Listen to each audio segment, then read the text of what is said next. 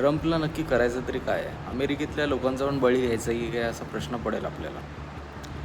भारताला pharmacy of the world म्हणतात, म्हणजे जगाचं औषधालय.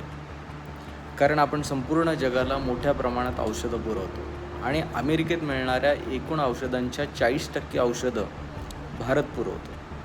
आणि भारतीय औषधे ही जगात सर्वात स्वस्त असतात आणि इंटरनॅशनल स्टँडर्डची असतात. त्यामुळे अमेरिकेतले लोक भारतीय औषधांवर खूप अवलंबून आहेत. पण अमेरिकेने भारत आणि चीनच्या औषधांवर 100% टॅरिफ लावलेला आहे.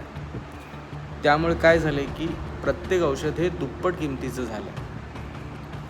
अजून तरी जेनेरिक औषधांना सध्या सूट असली तरीसुद्धा पुढे जाऊन जेनेरिक औषधांवर सुद्धा हे बंधन येऊ शकतं.